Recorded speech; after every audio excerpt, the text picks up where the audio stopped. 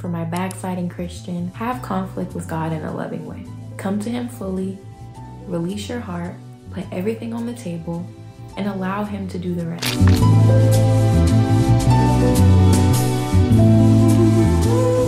Hello you guys, welcome back to my channel. It's me, it's she, it's your girl. How you doing?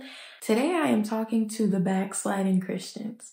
The Christians who know better but aren't doing better, or have in one way or another given up on God, feel exhausted by God, aren't seeing results, are still feeling depressed, are still feeling worthless. If for whatever reason you are not as close to God as you once were, or you're not practicing the biblical disciplines that you once were, this is for you. Because when I tell you, I was just there a couple weeks ago, and I promise it felt like there was no way out. I felt like I disappointed God. I felt like He has time and time again come through for me, and I time and time again don't live up. But these are all lies, and these are all things God knew about and He made provision for before you were even born. And I just want to be that voice that you need, that voice that I needed when I was going through that. I don't want to ramble because I really want to just make this short, sweet, and to the point. So like I said, a couple weeks ago, I would have considered myself a backsliding Christian. I briefly touched on this in my Get Ready With Me video. I talked about how I was warring with God and I felt like I didn't feel God. He wasn't there. All things I knew were lies, but they felt very real in the moment, and that was the reality that I was living in. For my situation, backsliding looked like not reading my Bible, not dedicating prayer time to God, compromising on my boundaries that me and God had set in place. It just looked like not living up to the identity that I had found in God, taking the easy way out of things, overindulging in a plethora of things. I just was not being disciplined, loving, long-suffering, none of that.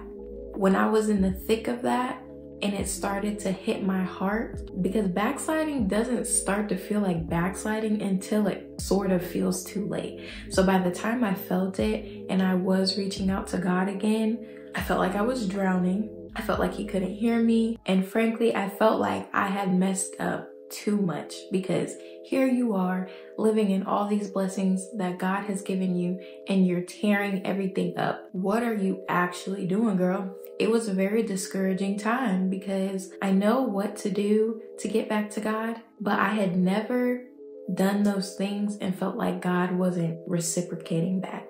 I had never been through a point of time where I had reached out to God, prayed to Him, cried out for Him, and it felt like I got nothing in return. It usually always was met with this warm feeling, with this revelation in the Bible, with something. But this time, I would read and get nothing.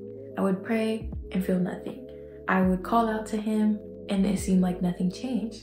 Now, I know that God is not a feeling. God is the same today, yesterday, forevermore. So I'm leaning on these biblical truths that I know, but in the moment when you don't feel anything and all you have are those truths to rely on, it's hard. But here's what I want to say to anybody who is in that position right now, or anybody who hasn't hit that point yet, but you know you're backsliding. God is always there. He will never leave you. He will never forsake you. But God is going to show up in different ways, in different seasons. God is not this staunch, I'm going to bless you in the same way every single time. Everything I do in your life is going to follow the same pattern. He's going to do new things in your life.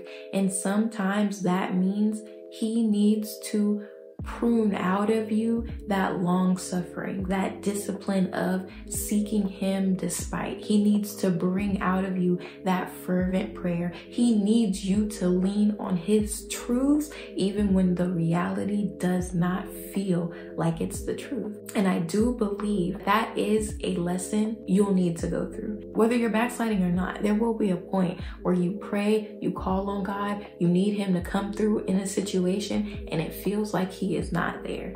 And He needs you to know, I am there, I just need you to do what you know to do. I need you to be who my word calls you to be, despite it all. And through consistently doing that, he brought the fire back for me. The biggest lesson that I learned during this time of reaching out to God and feeling like I didn't have that same comfort that I did in other seasons was that I learned to bring everything to God, even that anger that I felt towards him for doing that to me. I called it in another video, warring with God. And for me, that meant bringing every single thing that I felt to God. I brought my shame of backsliding to him. I brought my anger, even the anger that I felt towards him. I brought my sadness. I brought my disappointment. I brought everything to him. The turning point for me was this one time after church. I'm going to church. I hear this word and I still feel that my heart isn't all the way softened. I'm hearing the message, but I'm not seeping the message. So I said, you know what? We're going to keep this going. God, I'm going to go read my Bible after church. I'm going to go to the park. That's something I do often. And I'll pray and I'll just have one-on-one time with God. And I'm like, surely that'll fix it. Because mind you, I'm in that phase of backsliding where I'm trying to come back to God, but I don't feel anything. So I'm just trying to do anything to get that spark, right? So I go to this park. I open my Bible and I'm reading.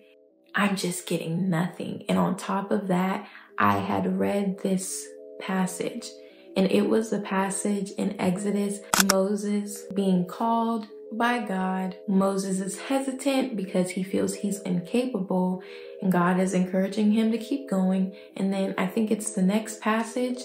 It says that God tried to kill Moses. Now for me, that was such a hard read because here I am seeking God, and I hit this passage and it's so confusing to me, and I'm one to look things up. So I even looked it up, and here all the articles go about how this is one of those really hard to decipher passages and they're guessing. And I was so mad at God in that moment. It seems silly to retell now, but imagine you're going to God and you're trying to find him and you read this passage and it turns out to be one of the most confusing passages that are in the Bible.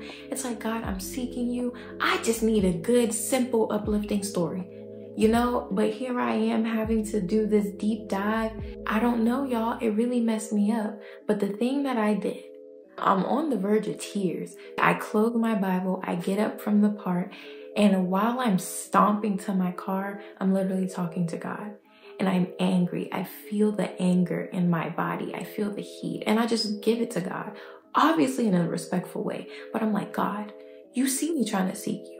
I'm seeking you. I'm trying to find you. I've turned from my sinful ways. I'm trying to find you. I'm going to church. I'm reading the word. I'm trying to pray. I don't hear anything. I'm trying to read your word. And here you are with these texts I can't decipher. The people online can't decipher it. What am I supposed to do? I'm just trying to read your word. I'm just trying to find you. I'm just trying to do the right thing. Why is this so hard? And I brought all of this to him, and I'm just frustrated. And I literally go home. And I promise y'all, there is this verse or text or passage in the Bible. It's like, eat something and take a nap and try again. And I don't know what it is because I've never read it, but I just heard it before. But that just came to my mind. I felt like God was like, go home, eat something, take a nap. And that's exactly what I did. And y'all, I woke up, and I truly think that was the turning point. I truly think when I brought everything to God and I was just truthful, I was like, God, I'm angry with you. I'm angry with myself. I don't understand this. I don't understand why it's not easy. And when I just brought it to him, when I woke up from that nap, that was the turning point. Like some time after that, I just kind of got my groove back. It's like my heart softened, basically. My heart softened every time I read my word. It was able to seep into my heart. It's not that it necessarily directly related to what I was going through, but I felt God. I saw God's heart in the Bible again, and the messages were hitting me, and worship songs were starting to move me again. I just truly believe if you bring everything to God consistently and give it all, lay it all at the altar, that's where your breakthrough is. That's when God can do the work. When you fully give everything to him and you realize, I need you.